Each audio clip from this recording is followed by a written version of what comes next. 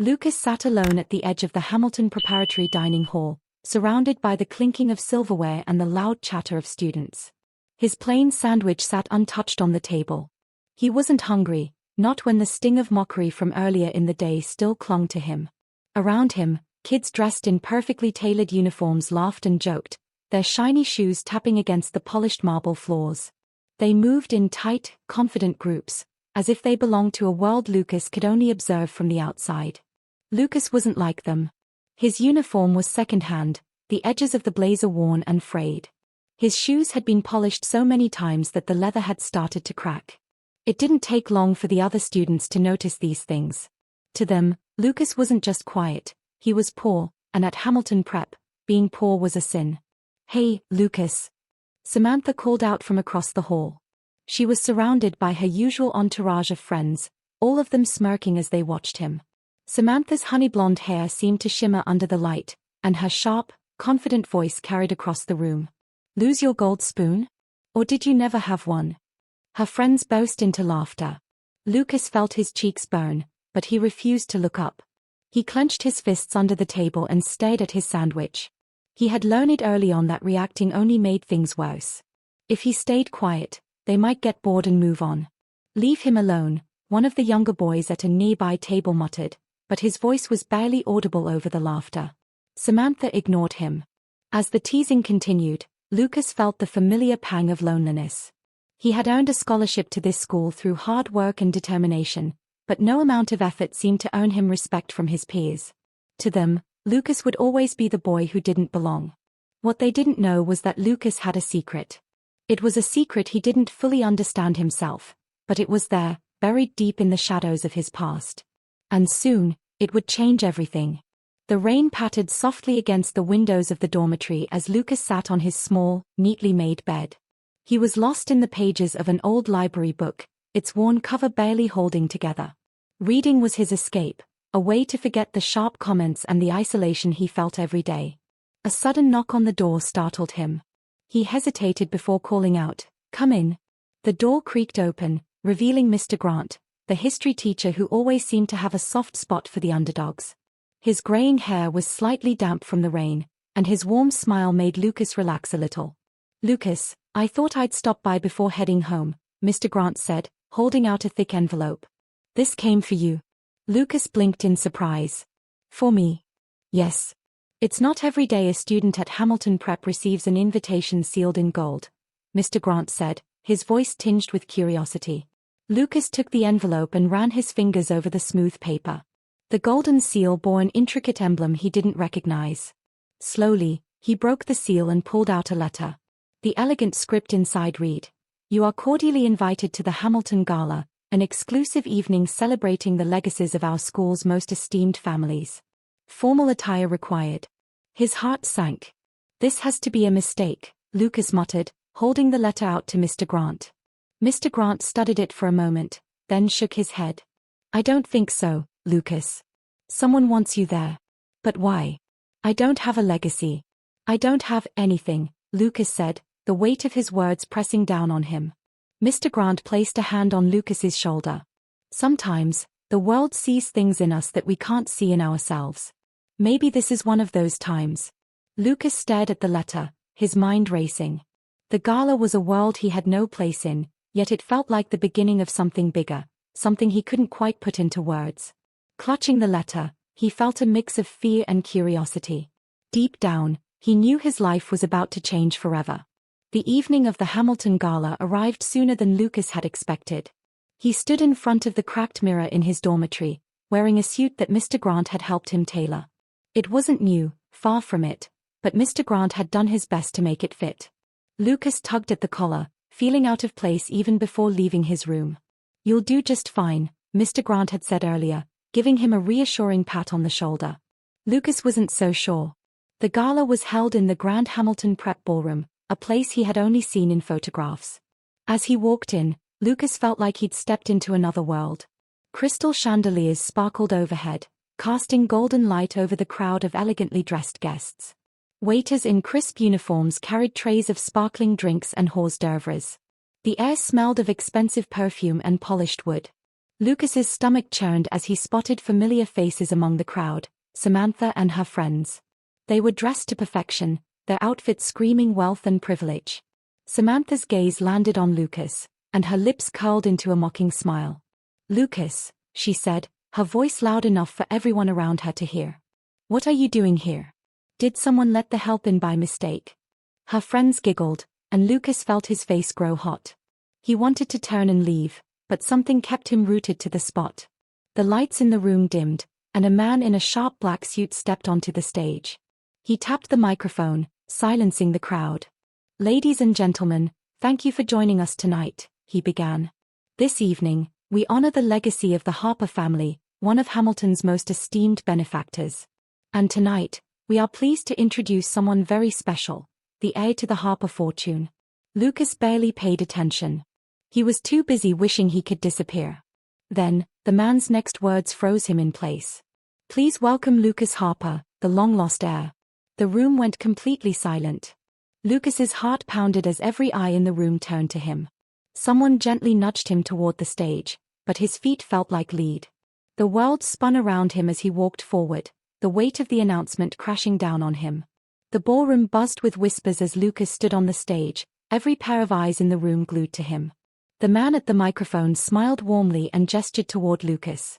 "Many of you may be surprised, but Lucas Harper is the rightful heir to the Harper family fortune. His late parents ensured his safety by keeping him hidden, but now, it is time for him to take his place among us." Lucas blinked, his mind racing. The Harper fortune? Long-lost heir? It didn't make sense. He had grown up with nothing, just an ordinary boy living with distant relatives who could barely afford to send him to school. Now, these strangers were telling him he belonged to one of the richest families in the country? The crowd erupted into murmurs. "He's the heir," someone whispered. "Why didn't anyone know?" another voice said. Samantha and her friends stood frozen, their mouths agape. For the first time, Lucas saw something other than mockery in Samantha's eyes. She looked stunned. No, more than that. She looked nervous. Lucas's legs wobbled as he stepped off the stage. A swarm of people closed in around him, their faces full of curiosity and greed. "Lucas, is it true? How does it feel to be a billionaire? What will you do next?" He couldn't answer. His thoughts were a jumbled mess, and all he wanted was to escape. Spotting an empty hallway, Lucas slipped away from the crowd. He leaned against the wall, breathing heavily. Footsteps echoed behind him, and he turned to see Mr. Grant. "Lucas," the teacher said gently. "Are you all right?" "I don't understand," Lucas whispered. "How could this be real? I don't even know these people." Mr. Grant nodded. "It's a lot to take in, but you'll figure it out. Just remember, this doesn't change who you are." Lucas looked down at his hands, his mind swirling with confusion. He didn't feel like an heir. He didn't feel like anyone special. But deep down, he knew this was just the beginning of something far bigger than he could imagine. The next morning at school, Lucas felt the shift before he even entered the building. Whispers followed him down the hall, and students who had never so much as glanced at him were now staring as if he were a celebrity. Lucas tightened his grip on the strap of his backpack, his stomach churning with unease. As he entered the dining hall, the noise died down. All eyes turned to him, and for the first time, there wasn't a single mocking laugh or snide comment. Instead, there was a strange, almost uncomfortable silence. Samantha was the first to approach him. She walked up with her usual confidence, but her expression was different now, softer, almost apologetic. Her friends trailed behind her, their faces uncertain. "Hey, Lucas," Samantha said, her voice unusually sweet. "We just wanted to say, we're really sorry. You know, for everything." Lucas stared at her, unsure how to respond. Sorry? These were the same people who had mocked him every day since he'd arrived at Hamilton Prep. The same people who had made him feel like he didn't belong. And now, because of some announcement about money, they wanted to pretend it hadn't happened? It was all just, like, joking around, Samantha continued, her tone almost pleading. "We didn't mean any of it." Lucas felt a surge of anger, but he swallowed it down. He wasn't going to give them the satisfaction of seeing him upset. "Thanks, I guess," he said flatly, brushing past them and heading to an empty table.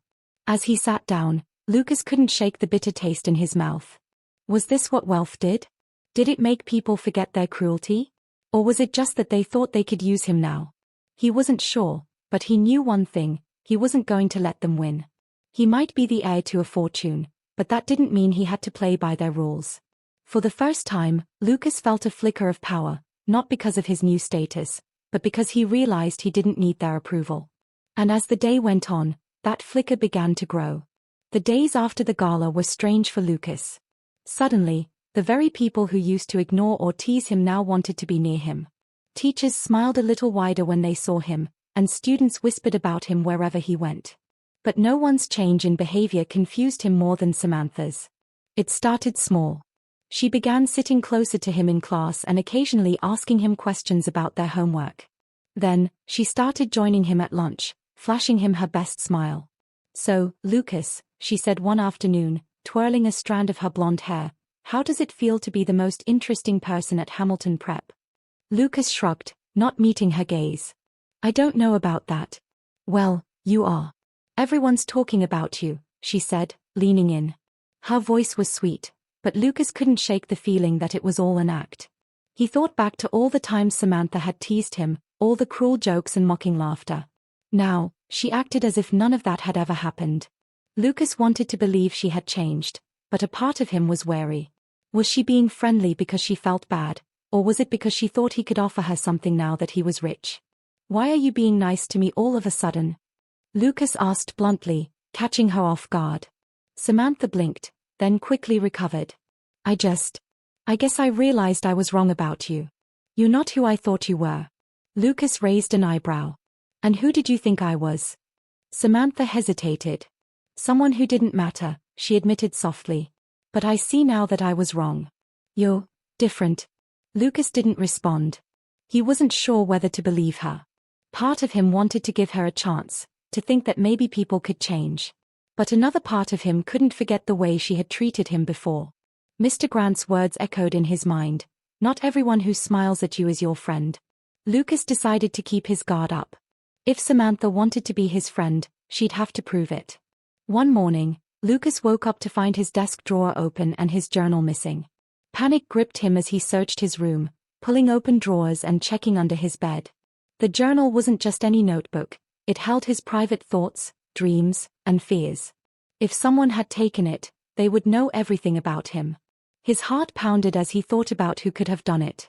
The dormitory was usually safe, but anyone could have snuck in while he was out. His mind immediately went to Samantha. She had been acting strangely friendly lately, and Lucas couldn't shake the feeling that she had something to do with this. At lunch, he confronted her. "Did you take my journal?" he asked, his voice sharper than he intended. Samantha looked genuinely surprised. "What? No. Why would I do that?" "I don't know," Lucas replied, narrowing his eyes. "Maybe you thought it would give you something to hold over me." Samantha frowned, crossing her arms. "Look, Lucas, I know I haven't been the nicest person to you, but I wouldn't do something like that. I'm trying to make things right, not worse." Lucas studied her face, searching for any sign of dishonesty. She looked hurt, but he couldn't be sure if it was real or just another act. "If you didn't take it, then who did?" he muttered, more to himself than to her. "I don't know," Samantha said quietly. "But if you let me, I can help you find it." Lucas hesitated. The idea of trusting her felt risky, but he didn't have any other leads. "Fine," he said. "But if I find out you had anything to do with this?" "You won't," Samantha interrupted. "I promise." As the two of them began searching for clues, Lucas couldn't help but wonder if he was making a mistake. Trusting Samantha was like walking on thin ice. One wrong move, and everything could come crashing down. Later that day, Lucas found his journal hidden in the school library. It was tucked behind a row of dusty books, completely out of place. He opened it and found a note slipped inside. The handwriting was neat and unfamiliar. "I'm sorry for taking this. I wanted to understand you better. Samantha." Lucas stared at the note, a mix of emotions swirling inside him. Anger, confusion, and a strange sense of relief all fought for dominance. He hadn't been wrong, Samantha had taken the journal. But why would she leave it behind with an apology? Was she genuinely sorry, or was this just another way to get closer to him? The next day, Lucas confronted her again. "I found my journal," he said, holding it up. Samantha's face turned pale. You did? I mean, that's great. And I found your note, Lucas added, watching her reaction carefully. Samantha's shoulders slumped. I didn't mean to invade your privacy, she said. I wanted to understand why you're so closed off. I wanted to know what you're really like. Lucas frowned. So you thought stealing my journal was the best way to do that? I know it was wrong, Samantha admitted, her voice small. But I wanted to apologize. That's why I left the note. Lucas sighed, his anger softening slightly. If you really want to be my friend, you need to stop trying to dig into my life. Just be honest with me. Samantha nodded. I will. I promise. For the first time, Lucas felt like she might actually mean it. It wasn't forgiveness, not yet, but it was a start. The Harper family reached out to Lucas, inviting him to a formal meeting at their estate. The invitation came with an official letter, detailing his inheritance and the responsibilities that came with it. Lucas felt a mix of excitement and dread as he traveled to the grand mansion. The estate was massive, with sprawling gardens and towering walls. Lucas felt small as he stepped into the grand hall, where distant relatives and lawyers greeted him with stiff smiles. Lucas, one of the relatives said, we've decided that it would be best for you to transfer to a private school in the city. It's more fitting for someone of your status. Lucas hesitated. He thought about Hamilton Prep, the life he had built there, and the lessons he was still learning. I'm not sure, he said carefully. I think I'd like to stay where I am for now. The relatives exchanged glances, clearly unimpressed. We'll discuss it further, they said, brushing him off. As Lucas left the meeting, he realized that wealth came with its own kind of pressure. For now, he wasn't ready to leave the life he knew behind. One evening, Samantha knocked on Lucas's dorm room door. He hesitated before opening it, unsure of what to expect. What do you want? He asked, keeping his tone neutral. Samantha shifted nervously. Can I come in? I need to talk to you. Lucas stepped aside, and she entered, her usual confidence replaced by a nervous energy. Look, she began, I know I've been awful to you. I've said things and done things I'm not proud of. Lucas crossed his arms. Why are you telling me this now?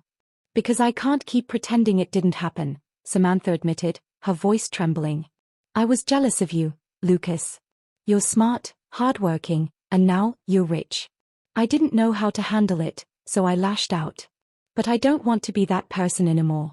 Lucas studied her, searching for any sign of dishonesty. She looked vulnerable, almost like a different person.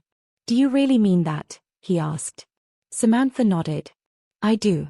I don't expect you to forgive me right away, but I want to try to make things right.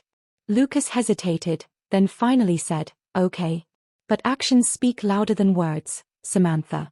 If you want to change, prove it. She smiled weakly. I will. For the first time, Lucas felt a flicker of hope. Maybe people really could change. The days that followed Samantha's confession were a whirlwind for Lucas.